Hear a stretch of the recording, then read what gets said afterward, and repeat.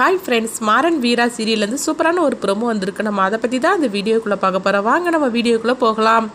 பிருந்தாவுக்கு கார்த்திக் கல்யாணம் பண்ணுறதுக்காக எல்லா ஏற்பாடும் பண்ணி முடிச்சிருந்தாங்க. அடுத்து பார்த்தோம்னா மண்டபத்துக்காக எல்லோரும் கிளம்பும்போது அப்போ கண்மணி ஒரு திட்டத்தை போடுறாங்க. அப்போ அவங்க கார் டிரைவர்கிட்ட சொல்கிறாங்க, நீ பிருந்தாவை தூக்கிடணும் அப்படிங்கிறாங்க. இது கிட்டதுமே அவங்க அதிர்ச்சி அடைகிறாங்க.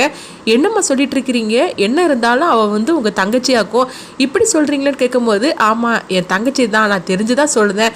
நான் என்ன அவள் கதையை முடிக்கவா சொன்னேன், அவளை தூக்கிட்டு போனேன்னு சொன்னேன்.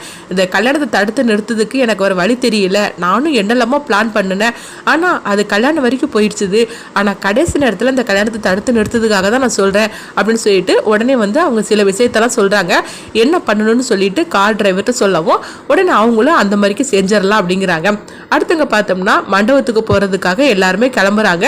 அப்போ வீரா வள்ளிக்கிட்ட கேட்குறாங்க, வள்ளியம்மா நம்ம எல்லாம் எடுத்து வச்சாச்சுல அப்படிங்கும்போது, அது ஏன் கேட்குற வீரா, எல்லாமே விஜய் தான் பார்த்துக்கிட்டா, அவள் எல்லாத்தையும் கரெக்டாக எடுத்து வச்சுட்டா அப்படிங்கிறாங்க. விஜய் மட்டும் இல்லைன்னா எல்லா வேலையும் எனக்கு தான் வந்திருக்கும், ஆனால் அவள் இருக்கிறனால எவ்வளோ ஒத்தாசையாக இருந்துச்சு தெரியுமா அப்படிங்கவும் அப்போ விஜய் வராங்க.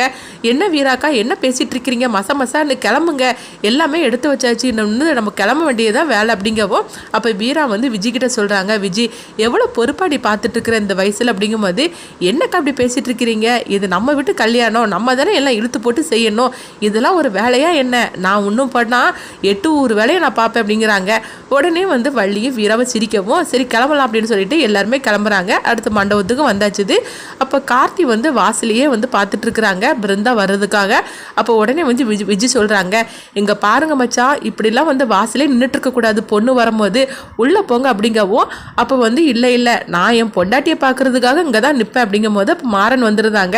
என்னடா இங்கே நின்றுட்டு இருக்கிற, அப்படிலாம் பொண்ணை கல்யாணத்துக்கு முன்னக்கிட்டலாம் அப்படி பார்க்கக்கூடாது, நீ அங்கே ரூமுக்கு போ அப்படிங்கும்போது, என்ன சொல்கிற, இப்போ கொஞ்ச நேரத்தில் எங்களுக்கு நலுங்கு வைக்க போகிறாங்க, அப்போ நான் அவளை பார்க்க தானே செய்யணும் அப்படிங்கும் போது, ஐயோ இவன் எப்படிலாம் நம்மளை மடக்கிறான் பாரு அப்படின்னு மாறன் நினைக்கிறாங்க. சரிதாண்டா, நீ கொஞ்ச நேரத்தில் நீ பார்த்துக்கோ, ஆனால் இப்போ வரும்போது நீ பார்க்கக்கூடாது, நீ உள்ளப்போ அப்படிங்கும் போது, அதெல்லாம் முடியாது, நான் பிருந்தாவை பார்க்க தான் செய்வேன் அப்படின்னு சொல்லிட்டு இருக்கவும் அங்கே ரொம்பவே இப்படி கலகலப்பாக நடந்துட்டு இருக்குது. இதெல்லாம் கண்மணி பார்த்துட்டு இருக்கிறாங்க. எல்லாரும் சிரிங்க, எல்லாரும் கொஞ்ச நேரம் தான் சிரிச்சுக்கிட்டு இருப்பீங்க, அப்புறமா என்ன நடக்க போகுதுன்னு பாருங்க அப்படின்னு சொல்லிட்டு இருக்கும்போது அங்கே பிருந்தா காரில் இறங்குறாங்க. அப்போ பிருந்தாவை பார்த்ததுமே கார்த்தி சிரிக்கவும் பிருந்தாவும் கார்த்தி பார்த்து சிரிச்சிட்டு இருக்கிறாங்க. அடுத்து பார்த்தோம்னா அவங்கள அதாவது பிருந்தாவுக்கு ஆரத்தி எடுத்து அவங்க மண்டபத்துக்குள்ளே கூட்டிகிட்டு போகிறாங்க. கொஞ்ச நேரத்தில் நலுங்கு எல்லாமே ஸ்டார்ட் ஆகுது.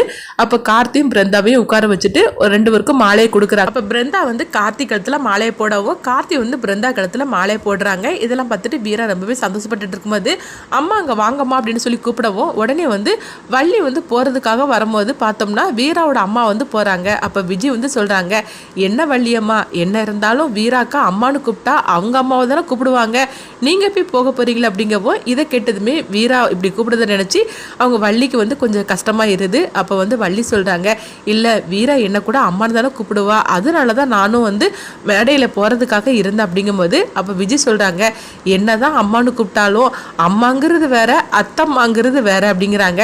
இப்படி சொன்னதுமே வள்ளியோட முகமே ரொம்பவே கஷ்டமாயிருது.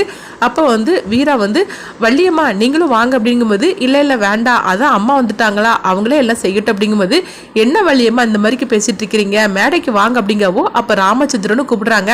ஆமா வள்ளி போ அப்படின்னு சொல்லவும் உடனே விஜய் சொல்றாங்க, அதான் உங்களை கூப்பிடுறாங்களா போங்கம்மா அப்படிங்கும்போது உடனே வள்ளி மேடைக்கு வரும்போது அப்போ 2 பேருக்கு நலுங்கு வைங்க அப்படிங்கும்போது ஃபர்ஸ்ட் வீராவோட அம்மா நலுங்கு வச்சு முடிச்சிருந்தாங்க. அடுத்து வள்ளி நலுங்கு வைக்கிறாங்க.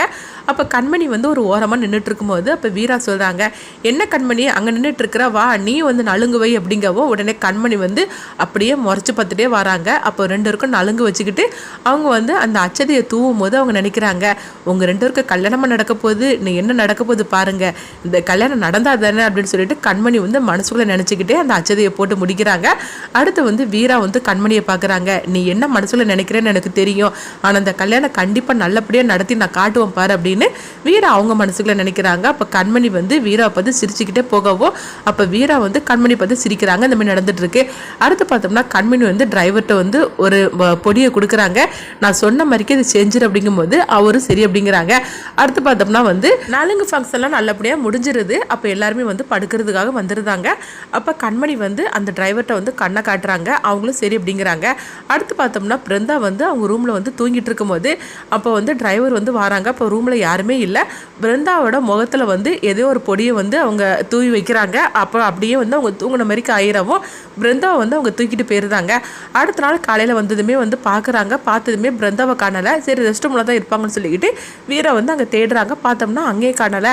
உடனே வந்து பிருந்தா எங்கே போயிட்டா அப்படின்னு சொல்லிக்கிட்டு வீரா வந்து தேடிட்டு இருக்கும்போதே மாறன் வந்துருந்தாங்க. என்னாச்சு வீரா அப்படின்னு கேட்கும்போது இல்லைங்க பிருந்தா அங்கே தான் தூங்கிட்டு இருந்தா, ஆனால் இப்போ பார்த்தா அவள் ஆளை கடலை அப்படிங்கும்போது எங்கே போயிருக்க முடியும், இங்கே தான் எங்கேயாவது இருப்பா அப்படிங்கும்போது இல்லை நான் எல்லா இடத்துலையும் பார்த்துட்டு அப்படிங்கிறாங்க. என்ன சொல்கிற, சரி ஃபோனை பண்ணி பாரு அப்படிங்கும்போது ஃபோனை பண்ணுறாங்க. ஃபோன் பார்த்தோம்னா அங்கே ரூமில் தான் இருக்குது. அப்போ உடனே வந்து வீராக்கு வந்து ஒரு பயம் கொடுத்துருது. ஐயோ என்ன மாறா, எனக்கு என்னமோ கொஞ்சம் பயமாக இருக்குது அப்படிங்கும்போது நீ ஒன்றும் பயப்படாத, நீ யாருக்கிட்டே இந்த விஷயத்தை பற்றி சொல்லிட்டு இருக்காது அப்படிங்கும்போது பிருந்தா இப்போ எங்கே போயிருப்பாலும் தெரியல அப்படின்னு சொல்லிட்டு வீராவும் மாறனும் வந்து மண்டபம் ஃபுல்லாக தேடிட்டு இருக்கிறாங்க.